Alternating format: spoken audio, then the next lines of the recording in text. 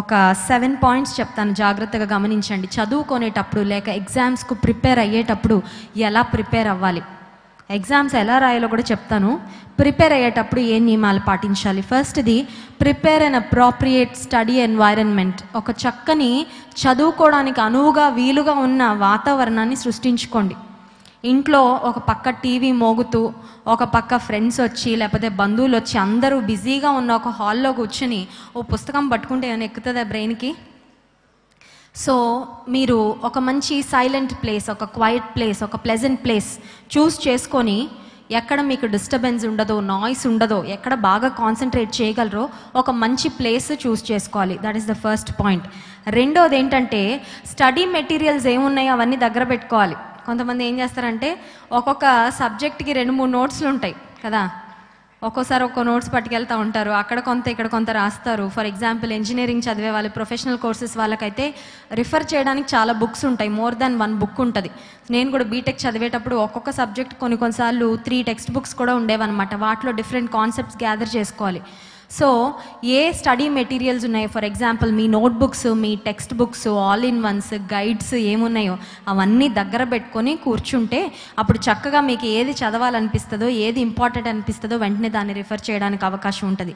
Third point ఏంటి అంటే, clear the study space. గజిబిజిగా చిరాగ్గా ఉన్న స్థలంలో కూర్చోవద్దు. చిన్నప్పుడు నేను కూడా చదువుకునేటప్పుడు, నేను దేవుని మహాకృప వల్ల చిన్నప్పటి నుంచి నా క్లాస్ టాపర్ అనమాట. ముందు ఇల్లంతా సర్దుకొని ఆ తర్వాత నేను చదువు కూర్చునేదాన్ని. ఎందుకంటే చుట్టూ చిరాగ్గా ఉంటే నాకు కాన్సన్ట్రేషన్ కుదిరేది కాదు. సో ఏ ప్లేస్ మీరు చూస్ చేసుకుంటారో చదువుకోవడానికి, make sure it is neat, clean and tidy. So చుట్టూ చక్కగా శుభ్రంగా ఉంటే మీరు చక్కగా కాన్సన్ట్రేట్ చేయడానికి అవకాశం ఉంటుంది. So clear the study space. నాలుగోది ఏంటంటే, సెల్ ఫోన్స్కి, టీవీలకి, వీటన్నిటికీ దూరంగా ఉండండి. అవకాశం ఉంటే స్విచ్ ఆఫ్ చేసి పడేయండి. అమ్మో నాకు చాలా ఇంపార్టెంట్ కాల్స్ వస్తాయి అని అనుకుంటే కనుక సైలెంట్లో పెట్టుకోండి, ఏం పర్వాలేదు. ఏదన్నా వెరీ వెరీ ఇంపార్టెంట్ కాల్స్ వస్తాయంటే మీ సిబ్లింగ్స్కో, మీ అమ్మ నాన్నకో మీ ఫోన్ ఇచ్చేసి ఎంతసేపు అయితే చదువుదాం అనుకుంటున్నారో అంతసేపు సోషల్ మీడియాకు దూరంగా ఉండండి. Make sure you keep all of them aside. నిన్ను డిస్టర్బ్ చేస్తుంది అనుకొని ఏ ఫ్యాక్టర్ ఉన్నా దాన్ని కొంచెం పక్కన పెట్టేయండి. ఓకే. ఫిఫ్త్ పాయింట్ ఏంటి అంటే, హ్యావ్ అ రొటీన్. ప్రతిరోజు ఒక రొటీన్ పెట్టుకోవాలన్నమాట. ఫర్ ఎగ్జాంపుల్, కొంతమందికి రాత్రులు త్వరగా నిద్ర వచ్చేస్తుంది. అలాంటప్పుడు రాత్రులు చదువుదామని పుస్తకం పట్టుకుంటే కళ్ళు వెంటనే క్లోజ్ అయిపోతాయి కదా. సో మీ బెస్ట్ టైం ఏంటో మీకు తెలుసు. కొంతమందికి మార్నింగ్ బాగా కాన్సన్ట్రేషన్ కుదురుతుంది, కొంతమందికి నైట్ టైంలో బాగా చదవగలరు. So based on your habits, మీ అలవాట్లని బట్టి ఏది బెస్ట్ టైమో చూస్ చేసుకొని హ్యావ్ అ రొటీన్. ప్రతిరోజు okay, evening 6 o'clock to 8 o'clock study టైం, మార్నింగ్ ఫర్ ఎగ్జాంపుల్ 5 to 6 నేను స్టడీకి కేటాయిస్తాను అని మీరు చూస్ చేసుకోవచ్చు. ఇంకోటి ఏంటంటే, కొంతమందికి అటు ఇటు తిరుగుతూ ఉంటే బుర్రగా బాగా ఎక్కుతాయి. సో కొంతమందికి అక్కడే కూర్చుంటే మైండ్ ఎక్కడో తిరుగుతూ ఉంటుంది, రాజమండ్రిలో మొత్తం బజార్లో అంతా తిరుగుతూ ఉంటుంది. కొంతమందికి తిరుగుతూ ఉంటే, మనం తిరుగుతుంటే ఫిజికల్గా బ్రెయిన్ కొంచెం స్టడీగా ఉంటుంది అనమాట. సో మీకు ఎలాగ కాన్సన్ట్రేషన్ బాగా కుదురుతుందో దాన్ని బట్టి ఒక చక్కని రొటీన్ ఎంచుకోండి. ఫర్ ఎగ్జాంపుల్, నేను చదువుకునేటప్పుడు పాటలు పెట్టుకొని చదువుకునేదాన్ని. అప్పుడు టేప్ రికార్డర్స్ ఉండేవి, అందులో నాకు ఇష్టమైన పాటలు క్యాసెట్ పెట్టుకొని ఆ పాటలు బ్యాక్గ్రౌండ్లో వస్తుంటే నాకు ఇది బాగా ఎక్కేదనమాట. So based on your habits, మీకు ఎలా బెస్ట్గా బ్రెయిన్ అబ్జార్బ్ చేసుకుంటుంది అనుకుంటే అలా మీరు సెట్ చేసుకొని ఒక రొటీన్ సెట్ చేసుకోండి. సిక్స్త్ పాయింట్ ఏంటి అంటే, హ్యావ్ ఎ స్టడీ పార్ట్నర్. కొంతమంది ఒక్కళ్ళే చదివితే మొత్తం ఒక్కళ్ళే చదివేసి మొత్తం ఒక్కళ్ళే మర్చిపోతారు. సో గ్రూప్ డిస్కషన్స్, లేకపోతే ఒక మంచి టీమ్ని మీరు ఫామ్ చేసుకోగలిగితే, ఫర్ ఎగ్జాంపుల్ ఫస్ట్ చాప్టర్ నేను చదువుతాను, సెకండ్ చాప్టర్ నువ్వు చదువు, థర్డ్ చాప్టర్ నువ్వు చదువు, అందరూ ఒక టైంలో గ్యాదర్ అయ్యి ఇంపార్టెంట్ పాయింట్స్ అన్నీ డిస్కస్ చేసుకోవడం, లేకపోతే రివ్యూ చేసుకోవడం, రివిజన్, ఇలాంటివన్నీ చేయగలిగితే మంచి స్టడీ పార్ట్నర్ని చూస్ చేసుకోండి. కొంతమందికి పోటీ ఉంటే కానీ చదవరు. వాళ్ళు ఒక్కళ్ళే నేను సోలో అనుకుంటే ఇంకా నా బ్రతుకు నా ఇష్టం అన్నట్టు ఫీల్ అవుతారు. ఎదుటి వాళ్ళు ఎవరైనా కొంచెం బాగా చదువుతున్నారంటే వీళ్ళు ఇంకా బాగా చదివేస్తారు, ఎందుకంటే వాళ్ళకి ఎక్కడ ఎక్కువ మార్కులు వచ్చేస్తాయో అని. సో బాగా చదివే వాళ్ళని పక్కన పెట్టుకోండి మీ స్టడీ పార్ట్నర్గా. కొంతమంది ఎలాగంటే, మరి చదువు మీద ఇంట్రెస్ట్ లేని ఫ్రెండ్స్ని పెట్టుకుంటారు పక్కన. వీళ్ళు ఏం చేస్తారంటే మొత్తం డైవర్ట్ చేసేస్తారు. So make sure you have a good study partner. Seventh point ఏంటి అంటే, మీరు గుర్తుపెట్టుకోండి, మీరు చదువుకున్న చదువుకి తర్వాత ఫ్యూచర్లో ఒక రివార్డు ఉంటుంది. I know so many students, నేను చదువుతున్న టైంలో నాకు కొంతమంది సీనియర్స్ ఉండేవాళ్ళు, స్టడీస్ని చాలా లైట్గా తీసుకున్నారు. ఏముందిలే చదివితే చదువుదాం, లేకపోతే లేదు, మా అమ్మోళ్ళు చదివిస్తున్నారు కదా వాళ్ళ కోసం అన్నట్టుగా చదివేవాళ్ళు. వాళ్ళు బీటెక్ని 7 years చదివారు. బీటెక్ ఎన్ని ఇయర్స్ ఉంటుంది? 4 ఇయర్స్ ఉంటే 7 ఇయర్స్ చదివారనమాట. పాపం నా బీటెక్ అయిపోయింది, నాకు జాబ్ వచ్చేసింది, నాకు పెళ్ళి కూడా అయిపోయింది, ఆమె ఇంకా బీటెక్ చదువుతానే ఉంది. ఆ తర్వాత పాపం ఎంటెక్ చదువుతానే ఉంది. ఇప్పటికీ లైఫ్లో సెటిల్మెంట్ లేదు. కారణం ఏంటంటే లైఫ్లో సీరియస్నెస్ ఉండాల్సిన టైంలో సీరియస్నెస్ లేకపోతే ఫ్యూచర్ అంతా రిగ్రెట్ అవ్వాల్సిందే. ఫ్యూచర్లో బాగా ఎంజాయ్ చేసుకోవచ్చు, మీరు టైం ఎలా కావాలంటే అలా స్పెండ్ చేయొచ్చు.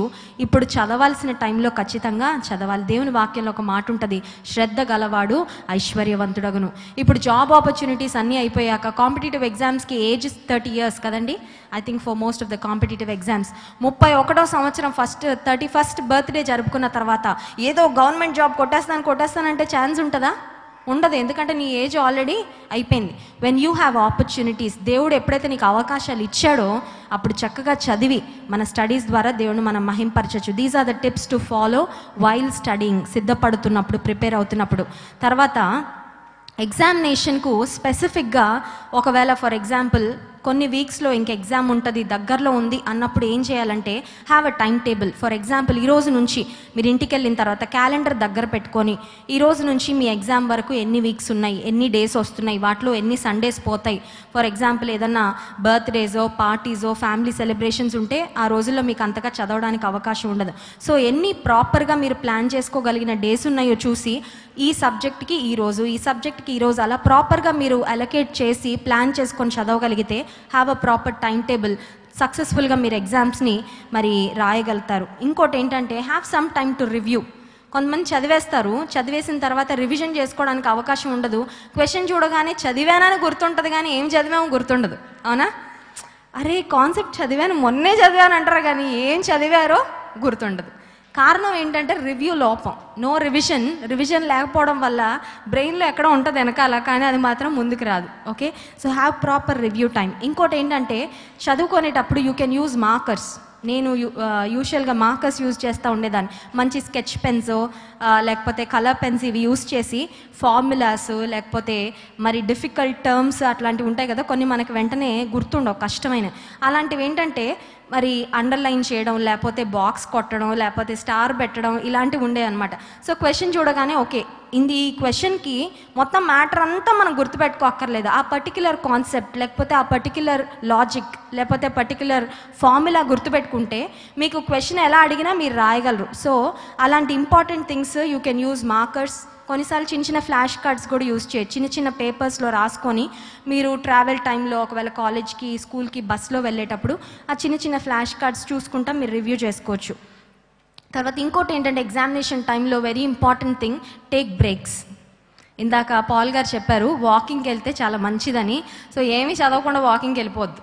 ఓకే, ఏమీ చదవకుండా అరగంట వాకింగ్కి వెళ్ళిపోయి నాకు కాళ్ళు నొప్పులు వచ్చేస్తున్నాయి, అలసిపోయానని చక్కగా కడుపు నిండా భోజనం చేసేసి నిద్ర వచ్చేస్తుందని పడుకోవద్దు. ఓకే, సో ఒక 1 అవర్ చదవండి. 1 అవర్ చదివిన తర్వాత ఒక 5 మినిట్స్ లేదా 10 మినిట్స్ బ్రేక్ తీసుకోండి.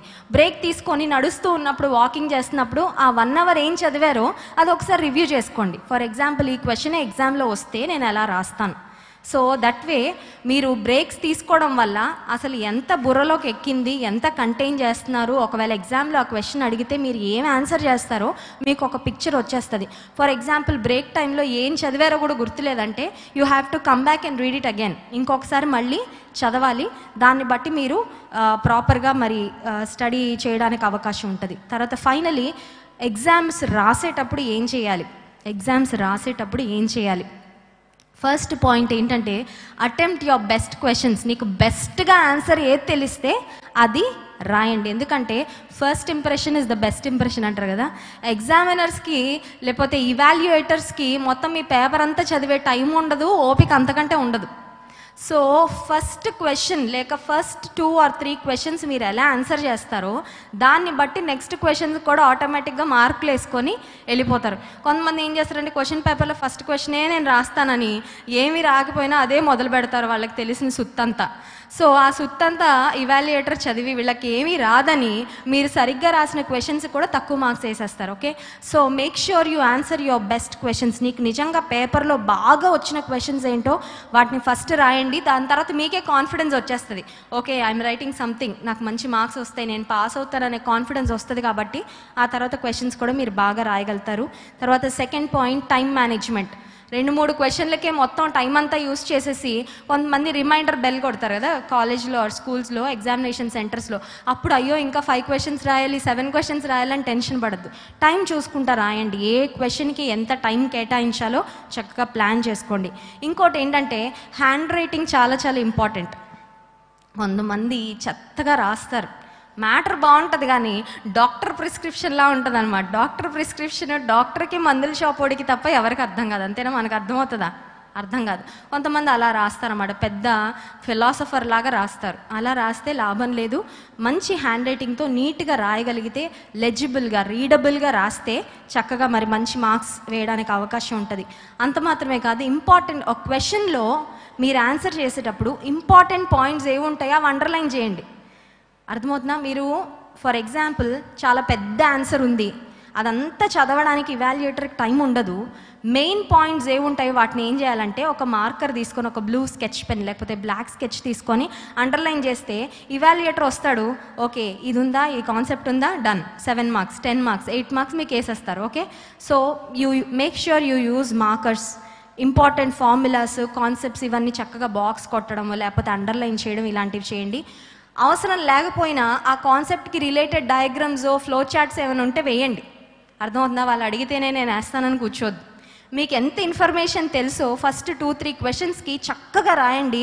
దాన్ని బట్టి ఇవాల్యుయేటర్కి ఒక మంచి ఒపీనియన్ ఫామ్ అవుతుంది మీ పేపర్ మీద. మీ ఫేసెస్ కనబడవు కదా, మీరు ఎంత బ్రిలియంట్ పీపులో మన ఫేసులు కనబడవు కాబట్టి మన పేపరే కనబడుతుంది. ఏదన్నా రిలేటెడ్ పిక్చర్సో లేకపోతే డ్రాయింగ్సో ఏమన్నా ఉంటే అవన్నీ చక్కగా వేయండి. తర్వాత ఇంకోటి ఏంటంటే లాంగ్ ఆన్సర్స్ ఉంటే 2-3 పేజీలు మొత్తం అలా రాసుకుంటూ వెళ్ళిపోకుండా పారాగ్రాఫ్స్ కింద వాటిని డివైడ్ చేసి రాయగలిగితే మరి చక్కగా చదవడానికి అవకాశం ఉంటుంది. ఈ కాన్సెప్ట్స్ అన్నీ ఫాలో అవ్వండి.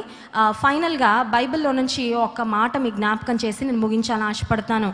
కొలస్సీ పత్రిక 2వ అధ్యాయం 3వ వచనంలో ఒక మాట ఉంటుంది, బుద్ధి జ్ఞాన సర్వ సంపదలు ఆయన యందే గుప్తములైనవి. దేవునికి ఉన్న ఒక పేరు ఏంటంటే he is an all knowing God. అన్నీ ఆయనకి తెలుసు.